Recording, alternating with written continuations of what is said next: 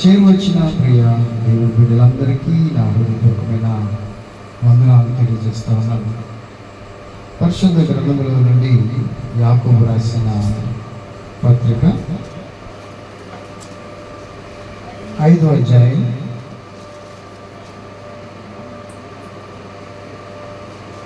9 వచనాన్ని చదువుతాం. 7వ వచనం చదవండి. సహోదరులారా, ప్రభువు రాకడ వరకు ఓపిక కలిగి ఉండుడి. చూడుడి, వ్యవసాయకుడు తొలకరి వర్షమును కడవరి వర్షమును సమకూడు వరకు విలువైన భూఫలము నిమిత్తము ఓపికతో కాచుకొనుచు దాని కొరకు కనిపెట్టును కదా. ప్రభువు రాక సమీపించుచున్నది కనుక మీరును ఓపిక కలిగి ఉండి మీ హృదయములను స్థిరపరచుకుని చిన్న ప్రార్థన చేసుకుని వాక్యాన్ని ధ్యానించుదాం. మహాపరిశుద్ధుడా, మా ఘనమైన తండ్రి, కృప కలిగిన దేవా, సర్వశక్తిమంతుడా, నీ కృప కలిగిన నామానికి, దయ కలిగిన నామానికి వందనాలు, కృతజ్ఞత స్తుతులు ప్రభువా. నీ నామములు ప్రభువా ఈ సాయంత్రకాల సమయంలో నీ పాదసంలో చేరి ఈ రీతిగా నాయన మేమందరం కలిసి అయా పాటల ద్వారా, అయా తండ్రి వాక్య పాఠనం ద్వారా మీరు మహిమ పొందిన స్తోత్రాలు. కొద్ది నిమిషాలు నీ వాక్యంలోని మాటలను వినాలని ఆశపడుతుండగా అయా మీరే మమ్మల్ని బలపరచండి. నీ వాక్యపు లోతుల్లో నీ వాక్యపు నాయన ప్రకారం అయ్యా మేము జీవించగలుగుతూ కృప దయచేయండి. మీరే మాట్లాడి ఈ వాక్య భావతారు మీరు మహిమ పొందమని యేసే నామములో వేడుకొంచి ప్రార్థన చేస్తున్నాం తండ్రి, ఆమేన్. యాకోబు ఈ పత్రిక రాస్తూ ఇక్కడ అంటా ఉన్నాడు, ప్రియ దేవులారా, ఇక్కడ వాక్యం ఏం తెలియజేస్తా ఉందంటే ప్రభు రాకడా అని ఒక మాట చెప్తా ఉంది. ఇంకోటి ఏమన్నాడు, ఓపిక ఉండాలంటాడు.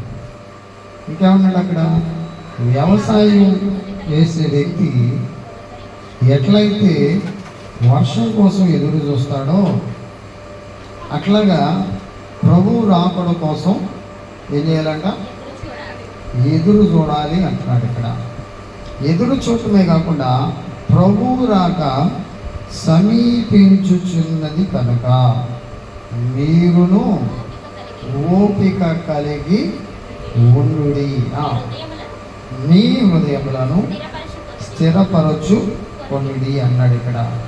ఇక్కడ అంటే ఎవరి గురించి చెప్తున్నాడు? ఇక్కడ మీరును అంటే ఎవరో, దేవుడు తెలుసుకున్న బిడ్డలా, తెలియని బిడ్డలా? తెలుసుకున్న బిడ్డలా? తెలుసుకున్న వ్యక్తులతోనే మాట్లాడుతూ ఉన్నాడు. అంటే ఇక్కడ పై వచ్చిన చూస్తే ఇక్కడ అంటున్నాడు, సహోదరులారా, ప్రభువు రాకడ వరకు ఓపిక కలిగి ఉండుడి అంటున్నాడు. ఇక్కడ అంటే ఏంటంటే చాలా సంవత్సరాలు చిన్నప్పటి నుంచి ఏమని వినుండొచ్చు తెలుసా? రాకడ వస్తుంది, ప్రభుని నమ్ముకోండి, ప్రభుని తెలుసుకోండి అని చాలామంది ఏమనుకుంటూ ఉంటారంటే, అన్య జనాంగం యేసు ప్రభుని ఎరగని బిడ్డలు ఏమనుకుంటూ ఉంటారంటే, వీళ్ళు రాకడ వస్తుంది, ప్రభువుని నమ్ముకోండి, యేసు ప్రభువుని తెలుసుకోండి అని చెబుతూనే ఉంటారు. మేము చిన్నప్పటి నుంచి ఉన్నాం, నాకు ఇప్పుడు 60 సంవత్సరాలు 70 సంవత్సరాలు, ఎంతవరకు ఆ ప్రభు వస్తానన్నాడంట, ఎంతవరకు రాలేదు.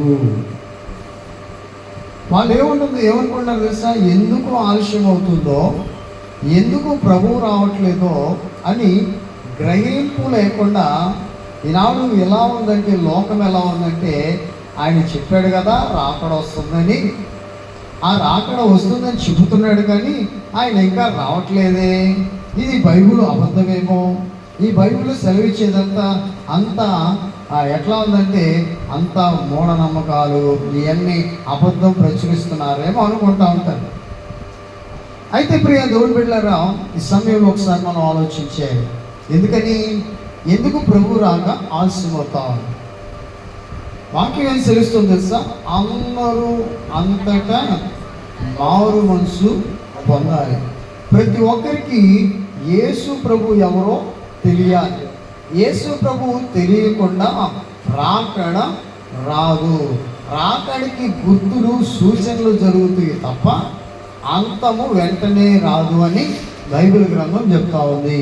అంటే రాకడికి సూచనలు ఏంటనేది ఒకసారి మనం యేసు ప్రభు మాటల్లోనే మనం చూస్తే ఏమని రాయబడింది అక్కడ? ఏమైంది? జనం మీదకి జనం, రాజ్యం మీదకి రాజ్యం, దేశం మీదకి దేశాలు. అంటే ఇవన్నీ రాకడకు సూచనలని ప్రభు సెలవిస్తూ, అయితే అంతం అనేది వెంటనే రాదు అంటున్నాడు. ఏ గడియ ఎప్పుడు వస్తాడో ఆయనే తెలియదు అని రాయబడింది. అంటే ఎలా వస్తాడో ఆయనకి మాత్రం తెలుసు. కానీ మనం ఏం చేయాలంట? ఒకటి, ఈ రాత్రికాల సమయంలో నేర్చుకోవాల్సింది ఏంటో తెలుసా? ఒకటి ఓపిక ఉండాలి. రెండోది మన హృదయాలని సిద్ధపరుచుకోవాలి. హృదయాన్ని ఏం చేయాలంట? ప్రభువుకి ఇవ్వటానికి సిద్ధపడాలి. ఎప్పుడైతే సిద్ధపడతామో, ఆ హృదయాలని సిద్ధపరుచుకుంటామో, దేవుడు రాకడ ఎప్పుడు వచ్చినా సరే మనం వెళ్ళగలము. ఆయనతో పాటు ఆయన మధ్యాకాశానికి రాబోతా ఉన్నాడు. ఆయన త్వరగా రాబోతున్నాడు. ఎందుకంటే వాక్యం సెలవిస్తూ ఉంది తెలుసా మీకు?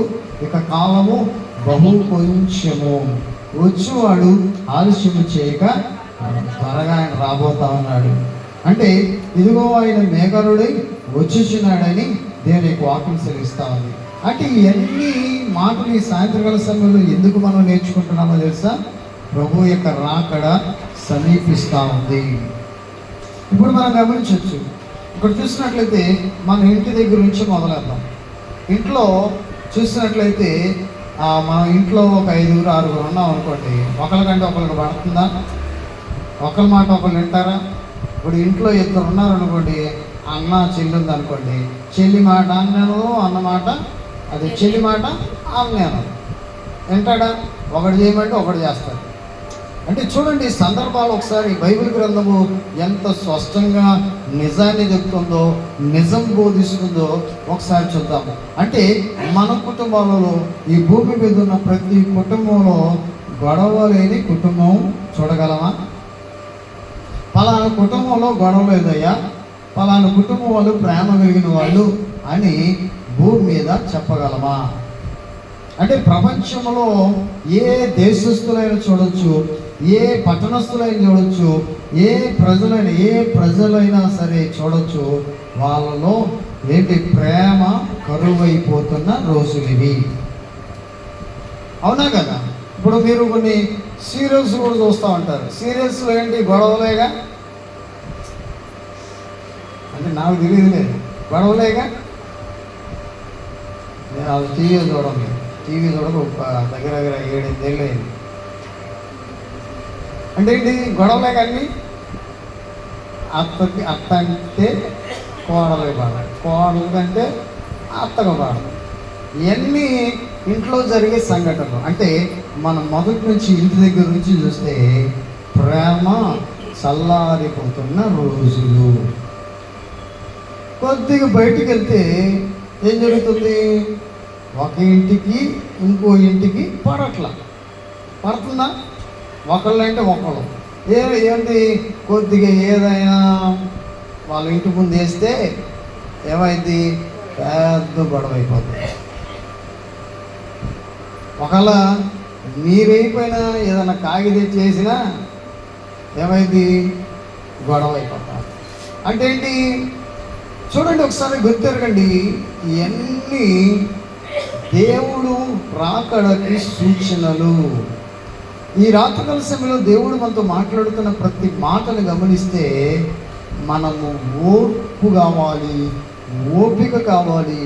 అంటే ప్రభువు వస్తాడులే అని నిర్లక్ష్య స్వభావము ఉండకూడదని వాక్యం సెలవిస్తుంది.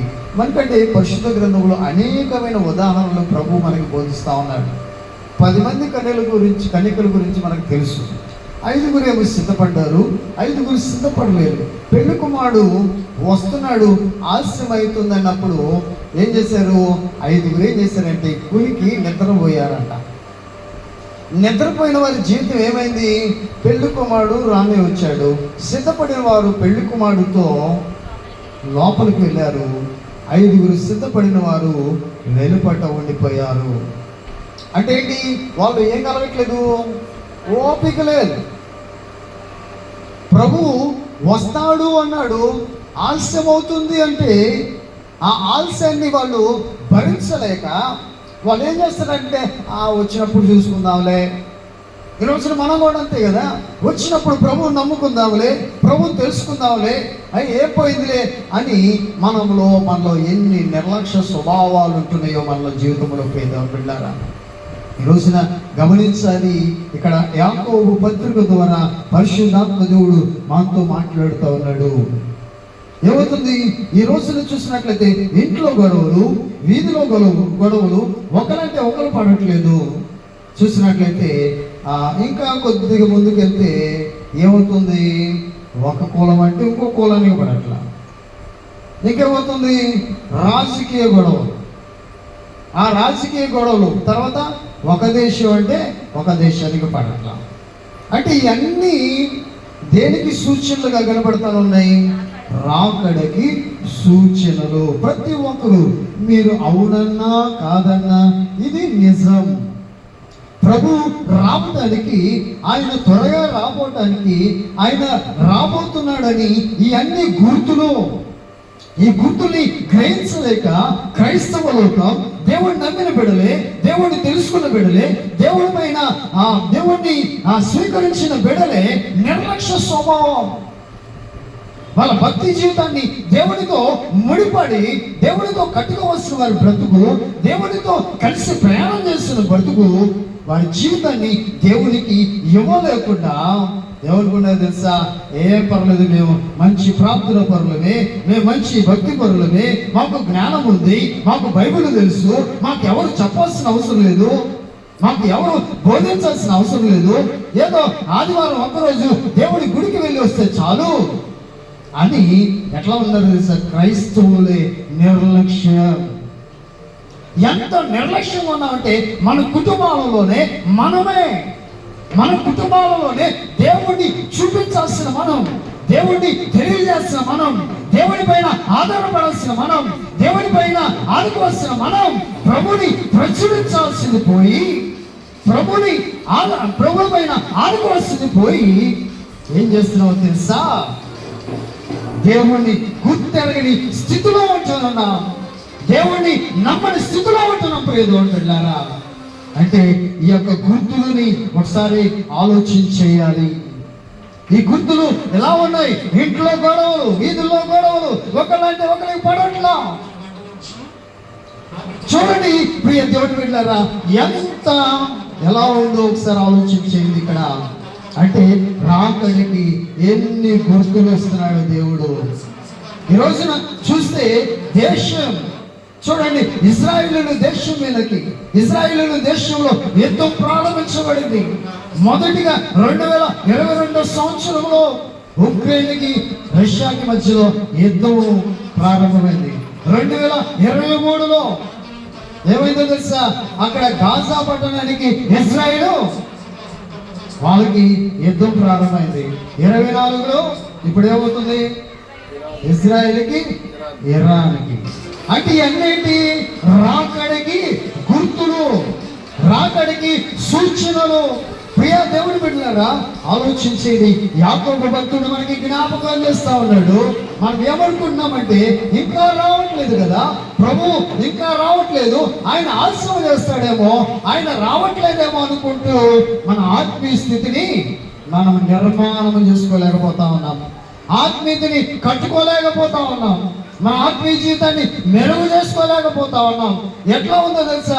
ఎక్కడ ఏ పనులు ఎలా ఉంటే అలానే ఉంటున్నాము తప్ప దేవుణ్ణి స్వీకరించాలని, దేవుణ్ణి నమ్మాలని, దేవుణ్ణి తెలుసుకోవాలని, దేవుడు నా కోసం ఆయన రక్తాన్ని ధారపోసాడని, శిలువ మరణము పొందాడని, ఆ కలవరిగిరిలో 3 మేకల మధ్యలో శాపగ్రాహిగా వేలాడాడని, తన యొక్క విలువైన రక్తాన్ని మనందరి కోసం, లోకములో ఉన్న ప్రతి మానవుడి కోసం చిందించాడని ఈరోజున మనిషి గ్రహించలేకపోతా ఉన్నాడు.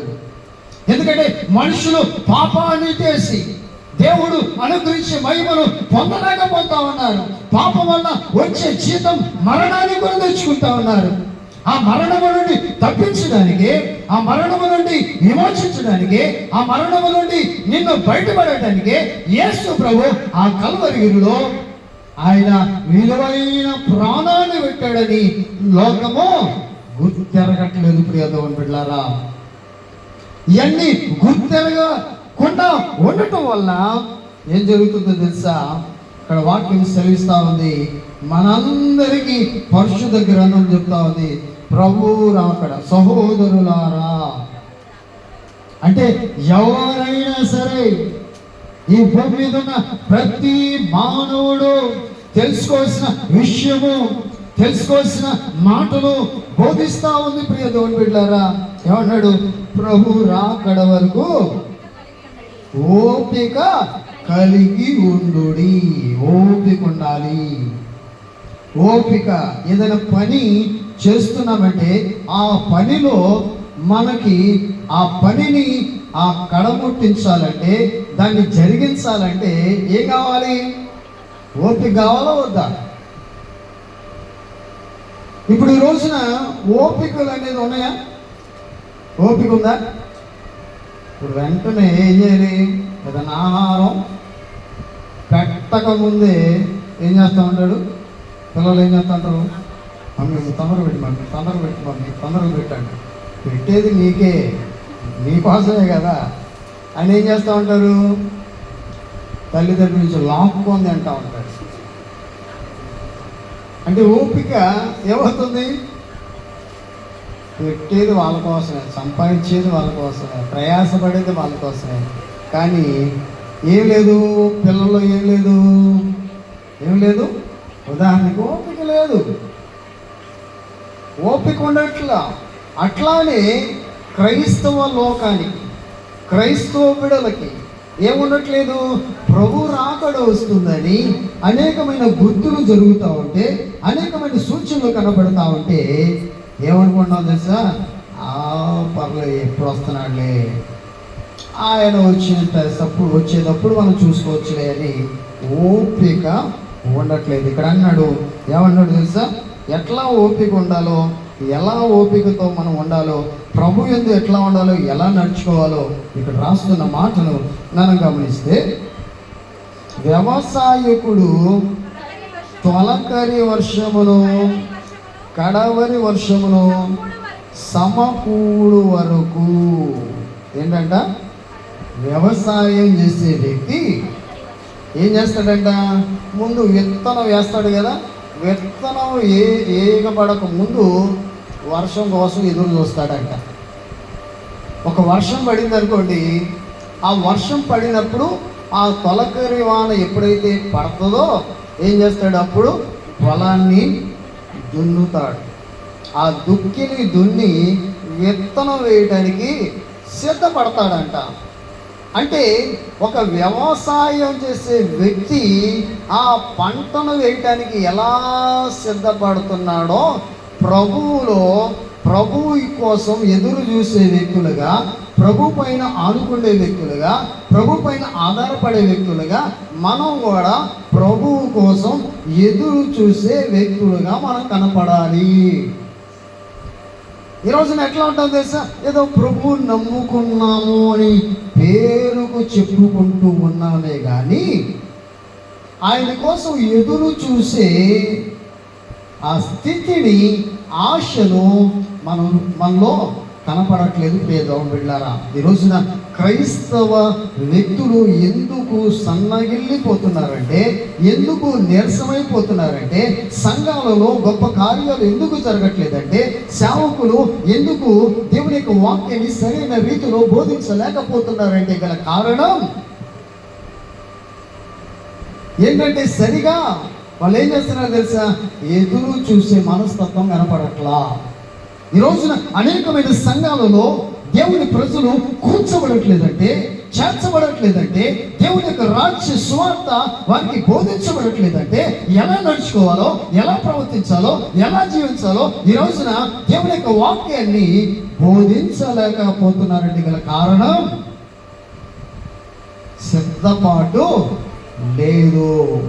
వ్యవసాయం చేసే వ్యక్తి తన పంటను వేయటానికి తొలకరి వర్షము కోసము ఏం చేస్తాడంట? ఓపికతో ఎదురు చూస్తూ ఉంటాడు. ఎప్పుడైతే ఓపికతో ఎదురు చూస్తూ ఉంటాడు కాబట్టి ఆ విత్తనాన్ని ఎప్పుడైతే వర్షము పడిందో సరైన సమయంలో ఆ విత్తనము విత్తుతాడు. కాబట్టి సరైన సమయంలో ఆ పంటని కోసుకోగలడు. ఇక్కడ అది అంటున్నాడు. ఇక్కడ ప్రియ దేవుని బిడ్డలారా, మన జీవితానికి ఎందుకు ఇలా నేర్పిస్తున్నాడు, ఈ వాక్యాన్ని ఎందుకు పరిశుద్ధాత్మ దేవుడు మనం ముందుంచుతున్నాడు అనేది చూస్తే, వ్యవసాయకుడు ఎట్లా ఉన్నాడంట? తొలకరి వర్షమును. ఏంటంట? పంట చేతికి వచ్చేటప్పుడు చివరిలో ఏం చేస్తాడు? పెరిగిన తర్వాత మళ్ళీ ఒకసారి వర్షం పడుతుంది అన్నమాట. కడవరి అంటే పంట అంత చేతికి వస్తుందన్న టైంలో ఏం చేస్తాడు? కడవరి వర్షం పడాలని ఎదురు చూస్తూ ఉంటాడంట. అంటే కడవరి వర్షమును ఏం చేస్తాడంట? దేనికోసం చూస్తున్నాడంట? వర్షము సమకూడు వరకు. ఏమన్నాడు ఇక్కడ? ఏ ఫలం అంట? ఆ మాట చూడండి, ఇక్కడ ఏదో దాటేస్తున్నారు. అక్కడ విలువైన ఏమన్నాడు? ఇక్కడ విలువైన భూఫలము. విలువైనది అంటే మనం కూడా ఎట్లా ఉండాలంట? రాకడ రాబోతా ఉన్నాయి, సూచనలు జరుగుతూ ఉన్నాయి. ఆ సూచనలు జరుగుతూ ఉన్నప్పుడు వ్యవసాయకుడిని ఉదాహరణగా వచ్చాడు. విత్తనం వేశాడు, మొదటి తొలకరి వర్షాలు చూశాడు, కడవరి వర్షాలు చూశాడు. చూసిన తర్వాత దేనికోసం ఎదురు చూస్తున్నాడు? విలువైన భూఫలాన్ని చూస్తున్నాడు. మరి మనం ఒకసారి ఆలోచన చేయాలి. మనం దేవుని యొక్క వాక్యాన్ని విత్తుకున్నాము, రక్షణ పొందాము, మారు మనసు పొందాము, బాప్తిసం పొందాము. అవునా? బాప్తిసము పొందిన మనలో ఏం చేయాలి? దేవుడు రాబోతా ఉన్నాడు. అంత్యకాలంలో ఉన్నాం, అంత్య దినాల్లో ఉన్నాం. మనం ఒక విలువైన భూఫలము అంటే విలువైన వ్యక్తులుగా మనము ఉన్నామా? ఓపిక కావాలి. అందుకే అన్నాడు ఇక్కడ విలువైన భూఫలం. అంటే ఒక రైతే ఏం చేస్తున్నాడు? తన పంటని వేసేటప్పుడు, తన పంటని ఎట్లా చేతికి వచ్చేటప్పుడు ఒక విలువైన భూఫలం కోసం ఎదురు చూస్తూ ఉన్నాడో, మనకి ఏం కావాలి? ఆయన ధైర్యం ఏంటి? ఆ వ్యవసాయకుడి యొక్క ధైర్యం ఏంటి? ఏం చేశాడు? సరైన సమయంలో నేను విత్తాను కాబట్టి సరైన సమయంలో నేను కోసుకునేటప్పుడు నా ఫలం ఎలా ఉంటుంది?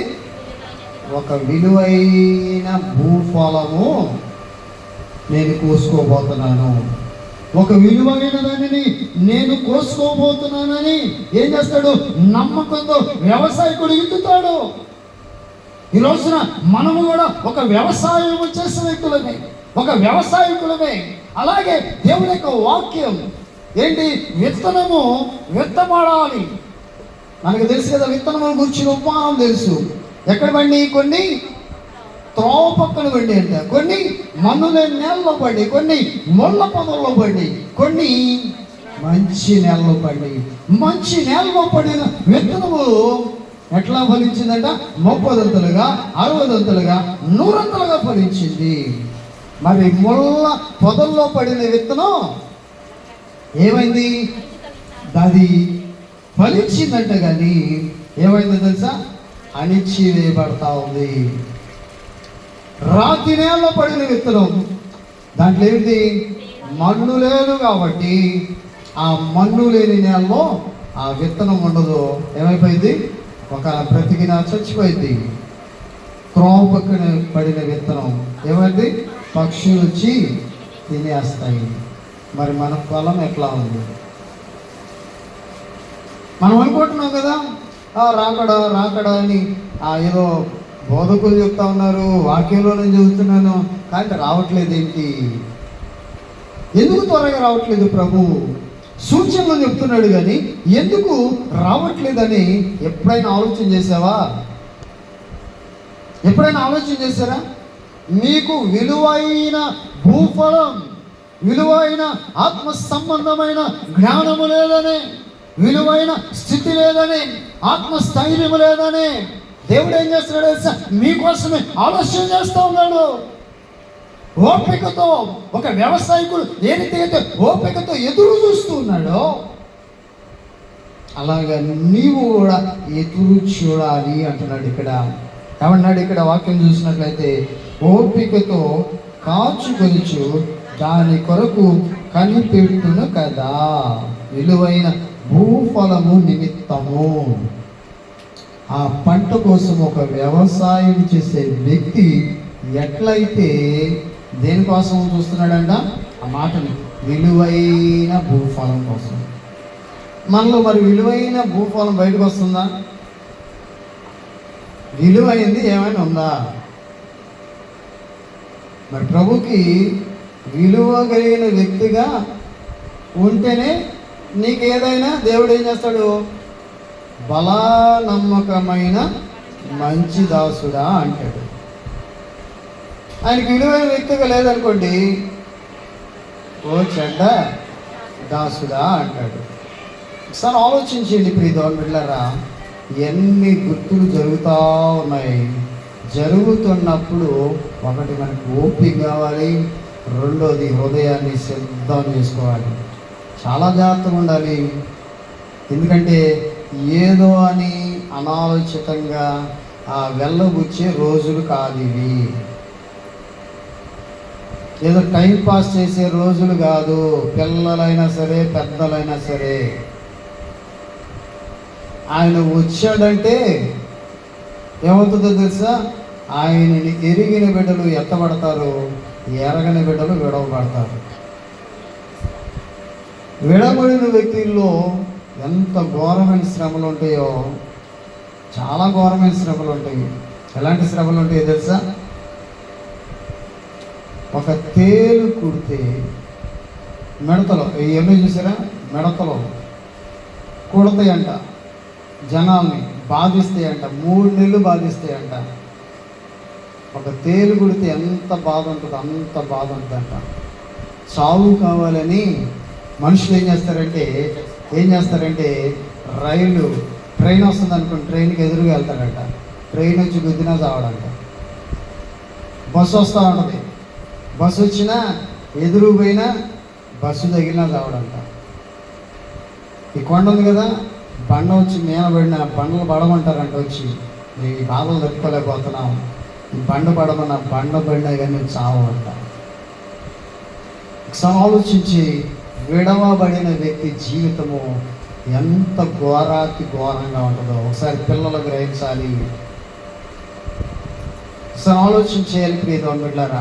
అంటే దేవుని రాకడకు ఎలా సిద్ధపడాలో, ఎలా మన జీవితాన్ని సిద్ధపరచుకోవాలో ఒకసారి ఆలోచించాల్సిందిగా ప్రభు ప్రేమపడి తెలియజేస్తా ఉన్నాను. నేనైనా సరే, మీరైనా సరే ప్రియమైన బిడ్డలారా, ఇక్కడ అంటున్నాడు. ఎందుకంటే మనం అన్నిటికీ నిర్లక్ష్యం, అంత నిర్లక్ష్య స్వభావమే. ఏం పర్లేదులే అనుకుంటా ఉంటాం. ఏం పర్లేదు, ప్రార్థన చేయకపోయినా పర్లేదు, వాక్యం చదవకపోయినా పర్లేదు, వాక్యాన్ని వినకపోయినా పర్లేదు, దేవుని మందిరానికి వెళ్ళకపోయినా పర్లేదు, అనుదినం దేవుని సన్నిధిలో కూడుకోపోయినా పర్లేదు. మనకి ఇష్టం వచ్చినప్పుడు వెళ్ళి అయ్యా ప్రభువా అంటే చాలు, దీవెనలు కుమ్మరు ఇచ్చేస్తూ ఉంటాడు, ఆశీర్వాదాలు వచ్చేస్తూ ఉంటాయి. దేవుడు ఇచ్చేవాడే కాదు, ఆయన పక్షపాతి కాదు, ఇస్తాడు. కానీ మరి ఆయన చెప్పినట్లు చేయాలా లేదా? ఆయన కోసం సిద్ధపడాలా లేదా? ఆయన కోసం వేసి చూడాలా లేదా? ఆయన కోసం కనిపెట్టాలా లేదా? ఒక వ్యవసాయదారుడు ఏ రీతిగా అయితే సిద్ధపడుతున్నాడో పంట కోసం, భూఫలం కోసం, విలువైన దానికోసం ఎలా సిద్ధపడుతున్నాడో అలా సిద్ధపడాలని వాక్యం సెలవిస్తూ ఉంది. రాత్రికాల సమయంలో యాకోబు భక్తుడి ద్వారా పరిశుద్ధాత్మ దేవుడు మనల్ని హెచ్చరిస్తూ ఉన్నాడు. మనం ఏం చేస్తున్నామంటే ఎలా కూడుకుంటున్నామో తెలుసా, అంత నిర్లక్ష్యంగానే. అలాంటి నిర్లక్ష్యాన్ని వదిలేద్దాం ఏదో బిడ్డారా. ఎందుకంటే దేవుని యొక్క వాక్యం సెలవిస్తూ ఉంది. ఏమన్నాడు ఇక్కడ? ఓపికతో కాచుకొంచు, దాని కొరకు కనిపెట్టిన కదా ప్రభు రాక సమీపించుచున్నది కనుక. సమీపిస్తుంది అని చెప్తున్నాడో లేదా అంటే లేఖనాలు చెప్తా ఉన్నాయి, గుర్తులు కూడా ఉన్నాయి పరిశుద్ధ గ్రంథంలో, మనకందరికీ తెలుసు, వింటూనే ఉన్నాం. సమీపిస్తుంది కనుక ఏం చేయాలంట? మీరును. ఎవరంట? ఎవరు? ముందేమో ఎవరిని? లోకములో ఉన్న అందరూ సిద్ధపడాలి. మాకు తెలియదయ్యా, యేసు ప్రభు ఎవరో మాకు తెలియదు, ఆయన పేరే ఏం లేదు, ఆయన ఎవరో ఏ దేవుడో మాకు తెలియదు అని అనటానికి వీలు లేదు, తప్పించుకోవడానికి లేదు. ఎలా సిద్ధపడాలో కూడా చెప్తున్నాడు. ఎలా నువ్వు ఓపిక కలిగి ఉండాలో, ఎలా ప్రభువుని నమ్ముకోవాలో దేవుని యొక్క వాక్యం సెలవిస్తూ ఉంది. తర్వాత నమ్మిన బిడ్డలు, నమ్మిన వ్యక్తులు ఎట్లా ఉండాలంట? ప్రభువు రాక మీరును అంటున్నాడు అక్కడ, ఓపిక కలిగి ఉండుడి. ప్రభువు రాక సమీపించుచున్నది కనుక మీరును. ఒకటేంటంట? ఓపిక కావాలి. ఏంటంట? మనకి ఇప్పుడు ఏదైనా మంచి ఏదైనా భోజనాలు పెడుతున్నారు అనుకోండి, ఏం చేస్తాం? తినేంత వరకు ఓపికతో ఉంటాం లేదా? ఏం చేస్తాం? తినేంత వరకు, ఆ టార్గెట్ రీచ్ అయ్యేంత వరకు, నోట్లోకి వెళ్ళేంత వరకు మనం వెనకడుగు వేయం, రాను కూడా రాం. ఎందుకని? చూస్తూ ఉంటాం, అబ్బా మంచి విందు తింటా ఉండాలి, తినాలని ఓపిక ఉంటుంది. అవునా? అంటే ఆశని తీర్చుకోవడానికి ఏం చేస్తాం? మనం ఓపికతో ఎదురు చూస్తూ ఉంటాం. ఎందుకంటే పక్కన పెద్ద పీసులు పడతా ఉంటే ఆ పీసులు ఏమైంది? ఓపిక పెరుగుతూ ఉంటుంది అనమాట. ఎందుకని? తినాలని ఆశపడుతూ ఉంటాం. అలాగే ప్రభు రాకడ కోసం, ప్రభువుని నమ్ముకోవడం కోసం, ప్రభువుని ఆరాధించడం కోసం, ప్రభువుని ఆయన సన్నిధిలో ఆయన్ని కొనియాడటం కోసం, స్తుతించడం కోసం మనకు కూడా ఏం కావాలి? ఓపిక కావాలి. ఇప్పుడు ప్రార్థన చేయడానికి ఓపిక ఉంటుందా? ఏం చేస్తాం? ప్లేట్ ముందు పెట్టి, అయ్యా ప్రార్థన చాలామంది చేస్తారో తెలియదు, మరి నువ్వు నాకు ఈ ఆహారం ఇచ్చావు, నాకు ఆకలి వేస్తుంది, ఆమేన్ అని తినేస్తాం. అంటే ఏంటి? దేవునికి సమయం వెళ్ళిపోతా ఉన్నాం, ఓపిక లేదు. పట్టుమని ఒక 10 నిమిషాలు ప్రార్థన చేయగలమా? 10 నిమిషాలు. మరి దాంట్లో ఓపిక లేదు కదా. ఇక్కడ అదే ఓపిక అంటే అదే. ఇప్పుడు నేను 10 దాకా చెప్పాను అనుకోండి, ఎంతమంది ఓపిక తింటారు? చెప్పండి, ఓపిక ఉంటుందా? ఉండదు. అంటే ప్రభు సంబంధించిన విషయంలో మనకేం చేస్తున్నామంటే ఆసక్తిని కనపరచలేకపోతా ఉన్నాం. ఎందుకు మనం వెనకబడిపోతా ఉన్నాం? ఎందుకు మన కుటుంబాలు ఉన్నతమైన స్థాయిలోకి దేవుడు తీసుకొని వెళ్ళలేకపోతున్నాడంటే గల కారణం మనలో ఏం లేదు? ఓపిక లేదు. అందుకే అపోస్తలుడైన పౌలు అన్నాడు, పందెపు రంగంలో నువ్వు విజయం సాధించాలంటే ఓపికతో ఏం చేయాలి? పరిగెత్తాలి. అబ్బో నాకు కాళ్ళు నొప్పులు పడుతున్నాయి. ఇప్పుడు ఓపిక ఉంటేనే ఏదైనా విజయాన్ని సాధించగలరు. ఇప్పుడు మన 10th క్లాస్ పాస్ అయ్యారు పిల్లలందరూ, ఏముందిలే మమ్మీ మేము చదవలే అన్నారు అనుకోండి, ఓపిక లేదనుకోండి, పాస్ అయ్యే వాళ్ళ అంటే ఏంటి?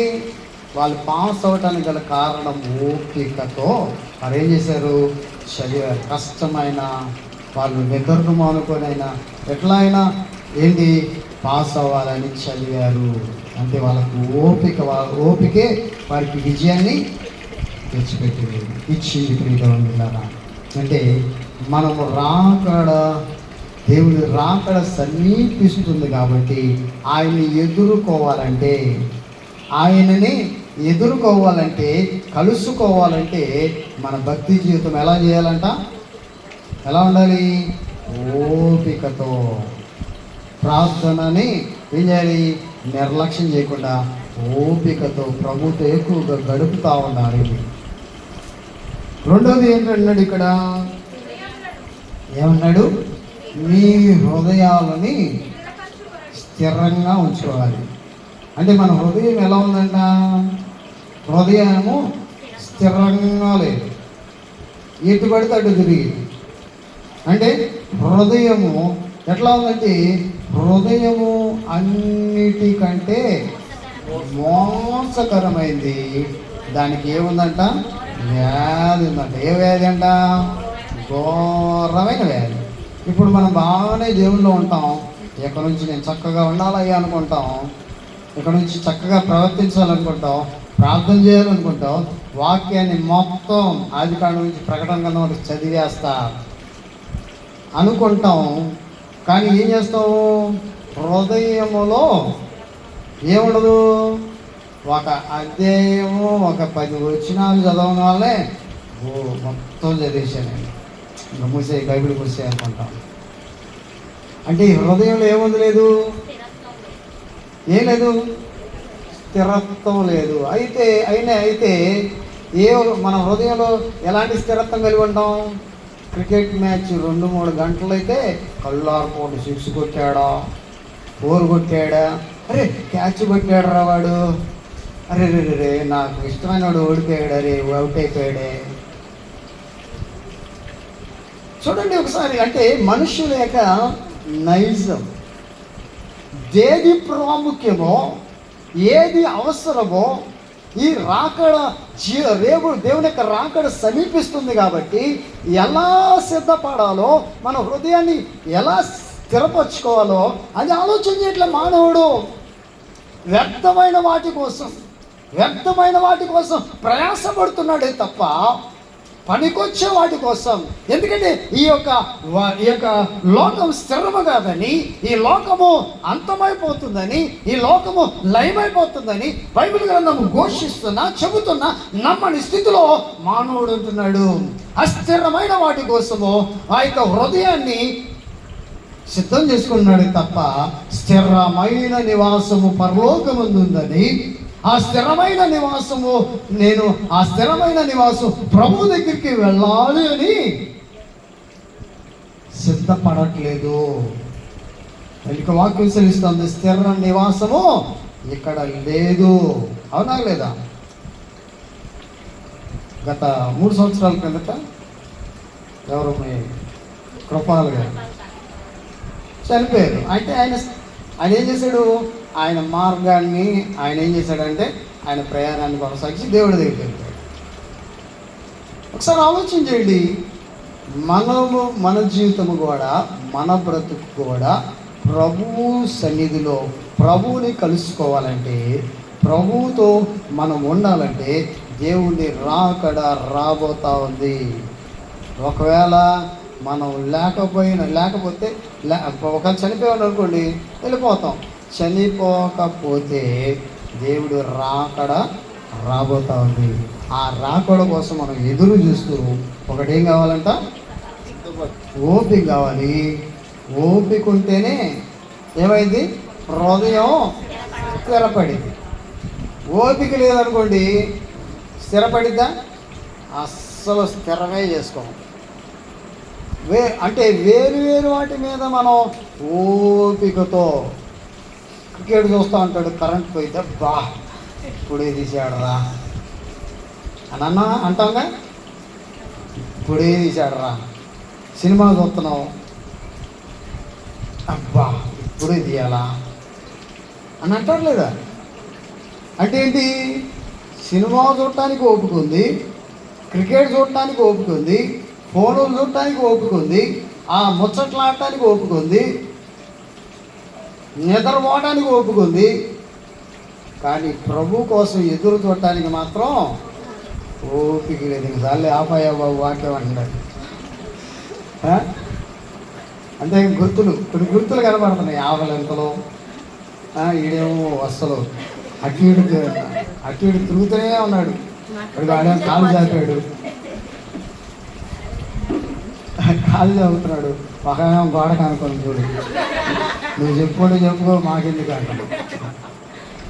అంటే గుర్తులు, ఈ గుర్తులేంటి? ఓపిక లేని గుర్తులు అనమాట ఇవన్నీ. అంటే ఏంటి? ఇక్కడే అర్థమవుతుంది. అంటే దేవుని యొక్క వాక్యం ఎంత సత్యం బోధిస్తుందో ఒకసారి ఆలోచిస్తుంది. వీటి మీద కాదు మనం కట్టాల్సింది, ఓపిక దేవుని మీద పెడదాం. ఒకటి ఓపిక, రెండోది హృదయాన్ని స్థిరపరచుకోవాలి.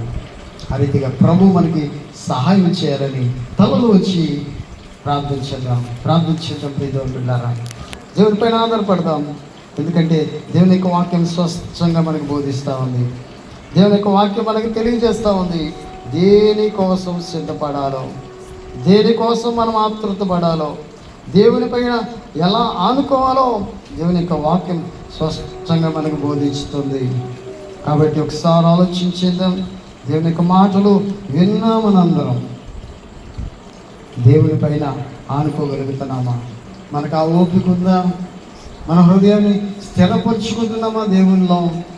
ఎందుకంటే ఆయన వచ్చే సమయానికి నువ్వు సిద్ధపడకపోతే, నీ జీవితాన్ని ప్రభుకి ఇవ్వకపోతే, నువ్వు విడబడితే మహాఘోర శ్రమలు, ఘోరమైన శ్రమలు రాబోతున్నాయి. ఒకవేళ నువ్వు విడిచి వెళితే, ప్రభువు లేకుండా, ప్రభుని నమ్ముకోకుండా నువ్వు విడిచి వెళితే నీ జీవితం ఏమవుతుందో తెలుసా? అక్కడ నరకాగ్ని పాలవలసి వస్తుంది. అక్కడ ఏడుపు పళ్ళు కొరుకుట అని వాక్యం సెలవిస్తూ ఉంది. అలాంటి స్థితి నుండి నువ్వు బయటపడాలంటే, అలాంటి పరిస్థితుల నుండి నువ్వు విడుదల పొందాలంటే ఓపిక కావాల్సిందే. ఓపికతో ప్రార్థన చేయటం నేర్చుకో, ఓపికతో బైబిల్ చదవటం నేర్చుకో, ఓపికతో ప్రభుని వెంబడించడం నేర్చుకో. నీ హృదయాన్ని స్థిరపరచు, నీ హృదయాన్ని ప్రభుకి ఇవ్వు. ఎప్పుడైతే ప్రభువుకి ఇస్తామో, ప్రభువు చేతిలో మనం పడతామో, ఆయన ఓపికిస్తాడు, ఆయన మన హృదయాన్ని స్థిరపరుస్తాడు. ప్రియ దేవుని బిడ్డలారా, ప్రార్థన చేద్దాం. ఎందుకంటే అనేకులకి దేవుడు ఓపిక ఇవ్వాలని, అనేకుల్ని దేవుడు రక్షించాలనే ఉద్దేశంతోనే ఈ లోకానికి వచ్చి లోకంలో ఉన్న ప్రతి మానవుడి కోసం వాక్యం సెలవిస్తూ ఉంది కదా. యేసుక్రీస్తు అందరికీ ప్రభు, ఒక క్రైస్తవులకు మాత్రమే కాదు, అందరికీ ప్రభు. ప్రతి మానవుడి కోసం తన విలువైన దేహాన్ని, విలువైన రక్తాన్ని చిందించాడు. దీన్ని నమ్మి ఆయనకు హృదయం ఇస్తే, ఆయన్ని నీ హృదయంలోనికి ఆహ్వానిస్తే నీ జీవితం స్థిరపరచబడుతుంది. ఆయన రాజ్యంలో చేర్చుకుంటాడు నిన్ను. ఆలోచించేది, ప్రార్థన చేద్దాం. మన మధ్యన వీళ్ళు సోదరులు అనిల్ గారు వచ్చి ప్రార్థన చేస్తారు.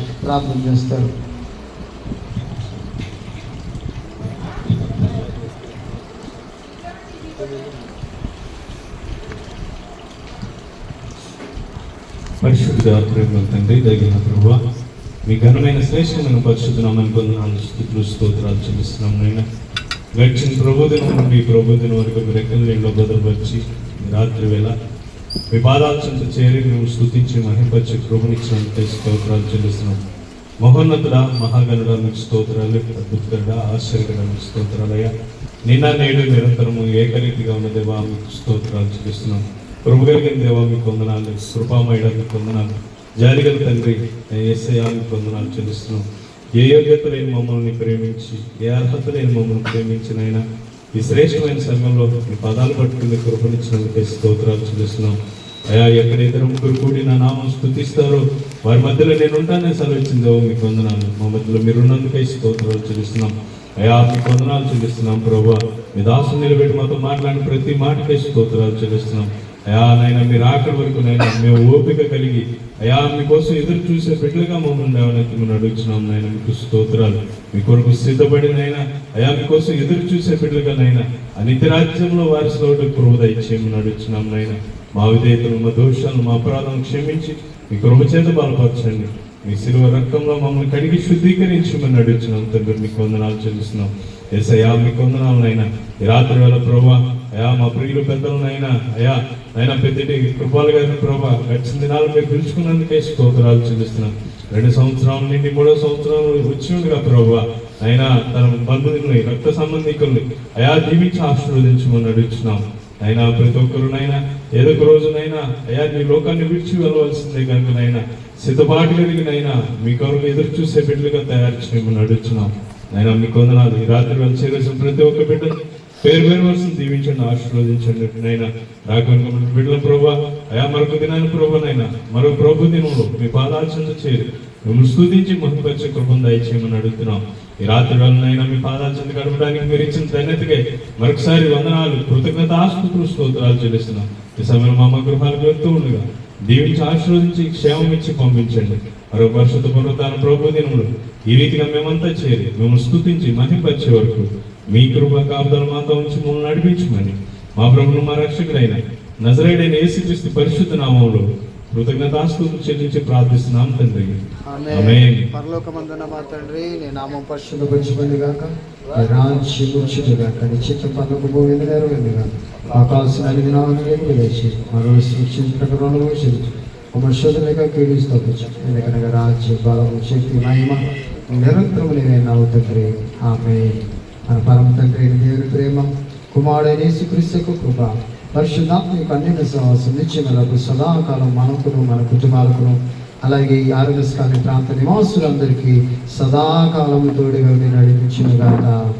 ఆమేన్. అందరికీ వందనాలు.